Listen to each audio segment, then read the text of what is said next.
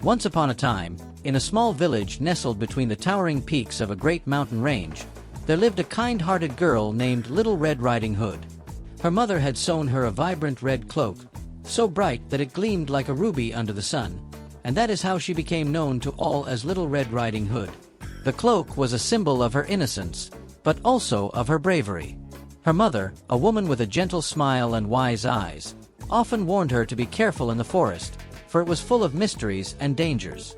One bright, dewy morning, when the birds were singing their sweetest songs and the sky painted itself a soft blue, Little Red Riding Hood's mother handed her a woven basket filled with bread, cheese, and honey. "Take this to your grandmother, my dear," her mother said gently. "She is feeling unwell, and these will help her feel better. Remember to stay on the path and do not talk to strangers." Little Red Riding Hood kissed her mother's cheek and promised she would be careful. With the basket held firmly in her arms, she set off along the winding path that led through the dense forest, the trees towering above her like ancient giants. The cool breeze whispered through the leaves, and the sunlight filtered through the canopy, casting dappled shadows on the forest floor. As she walked, her mind was filled with thoughts of her grandmother, who had been bedridden for some time. Little Red Riding Hood loved her grandmother dearly and always enjoyed their visits. She wondered if her grandmother would tell her any new stories today, or if she would feel well enough to enjoy the honey and bread. The forest was peaceful, and Little Red Riding Hood's journey was uneventful, at least for the time being. She hummed a little tune as she skipped along, enjoying the serenity. But as she reached the heart of the forest, a rustling sound broke the tranquility. She stopped and looked around, her eyes widening as a figure stepped into view. It was a wolf. But unlike the fearsome beasts of legends, this wolf had an air of mystery rather than menace. His fur was sleek and dark, blending with the shadows of the trees. His golden eyes glimmered with curiosity as he approached Little Red Riding Hood with a slow, deliberate pace. "Good day, little one," the wolf said in a low, smooth voice. "Where are you off to on such a fine morning?" Little Red Riding Hood, unaware of the wolf's true nature, smiled kindly. "I'm on my way to visit my grandmother. She's very sick, so I'm bringing her some food." The wolf's ears perked up at the mention of the grandmother. His thoughts, normally focused on hunting small animals, now turned to something much more tempting. "Ah, how kind of you," he said with a sly grin. "But be careful, for the forest can be quite dangerous, even for someone as brave as you." Little Red Riding Hood nodded, unaware that the wolf had darker plans. "Thank you for your concern," she said. "I will be fine, I'm sure." The wolf's eyes gleamed, and an idea formed in his mind. He knew he could reach the grandmother's house before Little Red Riding Hood, and he was certain that the old woman would make a delightful snack. "I'll race you to your grandmother's house," the wolf said, offering her a smile. "You stay on the path, and I'll take the shortcut. I'll make sure your grandmother is well taken care of." Little Red Riding Hood, thinking the wolf was just being helpful, smiled back. "That sounds wonderful. See you soon." And with that, the wolf darted off into the trees, his powerful legs carrying him swiftly through the underbrush, his mind focused on his prey. The grandmother's cabin stood deep in the forest, surrounded by towering trees. Yet the cabin itself was a warm, welcoming place, a haven of light and comfort. The air smelled of rich earth and dried herbs, the kind of scent that brought a sense of calm and security. The grandmother, despite her frailty, moved about the cabin with grace, her movements deliberate and careful for an old lady. She had spent many years living alone in the woods, and over time, she had grown attuned to the subtle changes in the forest around her. The rustling of the leaves, the way the wind breezed by, even the faintest squeak of a twig underfoot. And today, as she rested by the hearth, the familiar sound of something lurking in the bushes near her cabin pricked at her instincts. It was no ordinary noise. A sudden hush had fallen over the usual chorus of birds and creatures, and a rustling at the edge of the woods seemed unnatural, too deliberate. The grandmother's sharp eyes narrowed, and her fingers gripped the edge of her rocking chair a little tighter. She had been expecting company. But not this kind of company. She moved swiftly to the window, her sharp, gray eyes scanning the forest. Through the leafy veil, she saw the wolf, the very same one she had heard about in the whispers of the trees. He was moving in a way that seemed almost predatory, slipping through the shadows toward her cabin, his steps light but purposeful. She could feel his intent, hunger, cunning, and impatience. The grandmother's lips curled into a smile that was both wry and knowing. She had prepared for this day long ago. Living alone in the forest for so many years had taught her a great deal about survival, but it had also granted her a rare gift, one that very few were privy to. Her gift, a peculiar and ancient ability passed down through generations of women in her family, was one of great power. She could stretch her stomach far beyond the limits of any ordinary person. It was said to be a gift born from the forest itself, granted to those who lived in harmony with the land. Her stomach, when fully extended, could envelop nearly anything or anyone that came too close. This power had helped her in more ways than one, and today she would need it again. She closed her eyes for a moment, feeling the deep, steady rhythm of her own breathing. She was not afraid, for she knew the forest well. The trees whispered to her, and her body responded in kind. She could feel the tension building within her as she prepared herself for what was to come. The grandmother shifted into position, her hands resting on her belly, her fingers tracing the ancient markings along her skin. These markings were not just tattoos.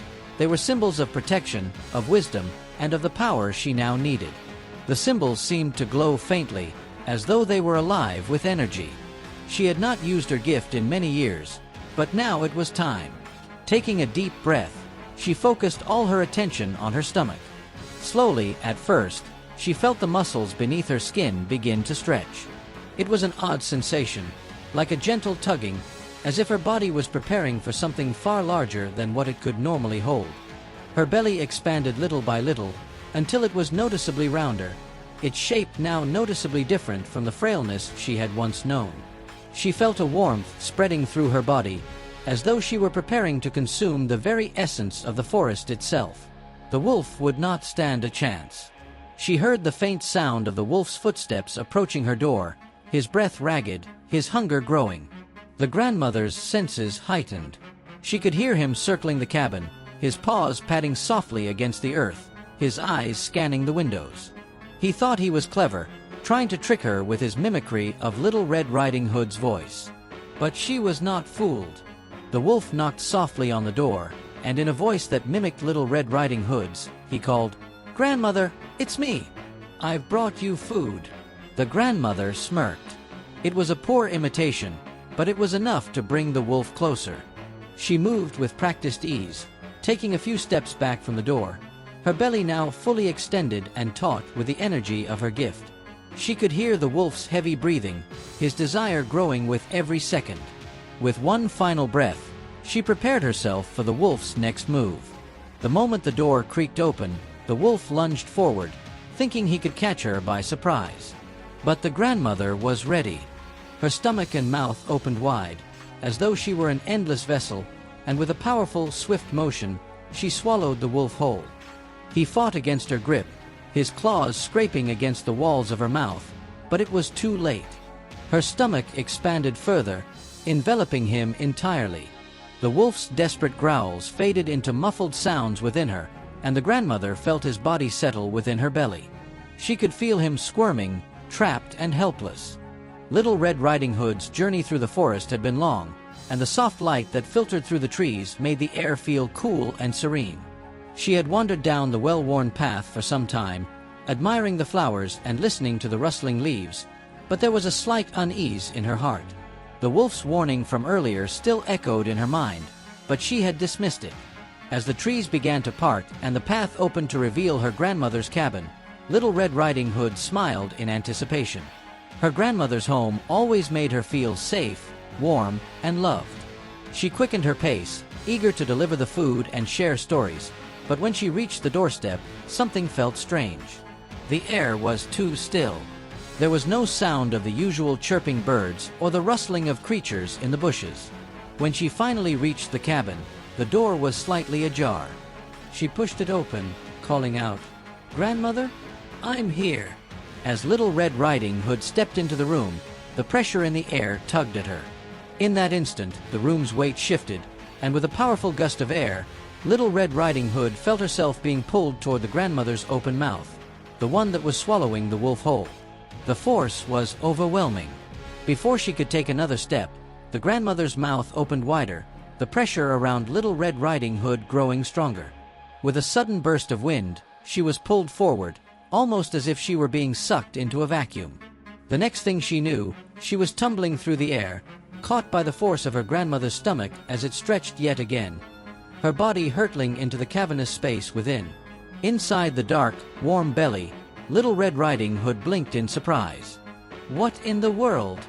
The door slammed shut behind her with an alarming bang, the sound echoing off the wooden walls. Little Red Riding Hood's heart raced as she turned quickly, only to find the very thing she had feared. The wolf, still trapped in the folds of the grandmother's stomach, was surprised by her sudden movement. "Wait, what's happening?" he snarled, his voice muffled and desperate, but he didn't have time to process it. Little Red Riding Hood landed with a soft thud beside him. Both were now inside the grandmother's stomach, and the space around them was warm and dark, a strange kind of silence hanging in the air. The wolf struggled weakly, but the pressure of the grandmother's powerful digestive system kept him still. The grandmother froze, her breath catching in her throat. She felt it, the unmistakable sensation of Little Red Riding Hood moving within her belly. Her granddaughter had been caught in the force of her own digestive magic as the grandmother had devoured the wolf. How had this happened? It was never part of her plan. She had been so focused on the wolf's immediate threat, on keeping the danger at bay, that she hadn't considered the possibility that her granddaughter might be close behind the wolf. "Little Red Riding Hood," she yelled out, hoping her granddaughter could hear her. "I guess I never told you about my special gift of the forest." "Where am I?" Little Red Riding Hood gasped, her voice echoing eerily in the dark chamber. "What is this?" The wolf, trapped and too weak to do much else, growled in frustration. "You don't know, do you? This is where you've ended up. I didn't want this either, but here we are." The situation was unlike anything Little Red Riding Hood had ever imagined. The wolf's hunger had brought them both here. As she lay there, her own ability to stretch her stomach began to hum within her, a dormant power awakening. The grandmother's gift had been passed on to her, though she had never fully understood it. Now, with a new sense of clarity, Little Red Riding Hood realized that she had the same power of her stomach as her grandmother. The wolf was intimidating, but she didn't need to be afraid. With that thought, she focused, just as her grandmother had. She inhaled deeply, willing her body to stretch, to expand the way it was meant to. "Not so fast," she said to the wolf, her voice calm but firm. The wolf, realizing what she was doing, tried to scramble back, but it was too late. Little Red Riding Hood's stomach expanded wide, stretching with all the power of the forest's magic. She opened her mouth, her gift taking control. With one swift motion, she swallowed the wolf whole, his body twisting in vain as he was pulled into her. The air in the chamber grew still, and Little Red Riding Hood exhaled deeply, feeling the weight of the wolf's struggles settle in her belly. "Well, that's one less thing to worry about," she said with a smile, feeling a strange sense of victory. The grandmother's voice echoed in the distance, soft and approving. "Well done, my dear. You have truly learned well." And with that, Little Red Riding Hood lay back, her belly full, her spirit lighter than it had ever been before. The air within the grandmother's stomach was still warm, almost soothing, as Little Red Riding Hood sat back against the soft walls of the cavernous space that now cradled her. The light from the cabin above filtered through in faint, silvery threads, casting ethereal glows across her surroundings. Her stomach, still stretched from the ordeal, hummed with a strange sense of completion. The wolf's presence, once frantic and desperate, had now turned to peaceful silence. The events of the day had unfolded so quickly, so strangely. The wolf, the deception, and now this. The battle within her grandmother's body had turned into something unexpected. But through it all, Little Red Riding Hood had found a strength inside herself that she had never known existed. And with that discovery came an overwhelming sense of exhaustion. Her body had been running on pure adrenaline for so long, and now that the danger had passed, it was finally giving way to the deep, tired pull of sleep. Her eyelids grew heavy, her body relaxed into the strange but comforting space around her, and she let herself drift. The faintest of sounds drifted in from the outside, but in here, in the calm and quiet of the grandmother's magical belly, all was still.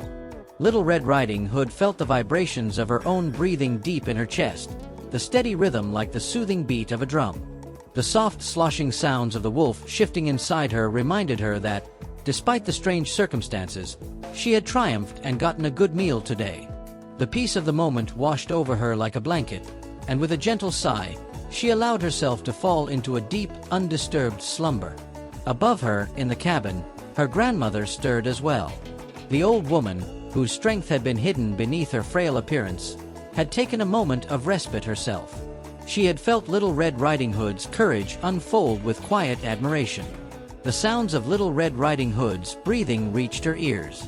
She smiled to herself, feeling a deep sense of pride for her granddaughter.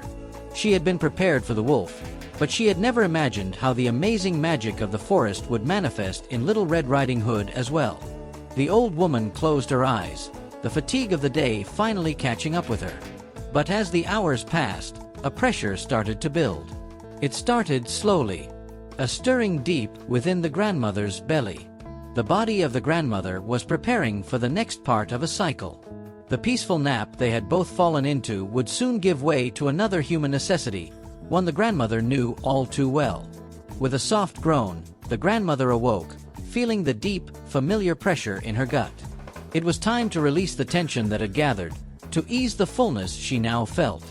A small smile tugged at the grandmother's lips, and without hesitation, she allowed herself to let go, releasing a tremendous, thunderous fart that echoed through the still cabin. It rumbled like distant thunder rolling through the forest. The vibration from the fart traveled through the floorboards and into the very air, shaking the cabin gently with its force. As the sound reverberated through the walls, it was impossible not to hear it. Even in her deep slumber, Little Red Riding Hood stirred. The vibrations sent a soft ripple through the strange space within her grandmother, and she awoke with a sudden start.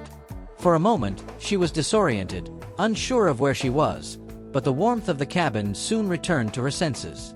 "Grandmother," Little Red Riding Hood mumbled sleepily. What just happened?"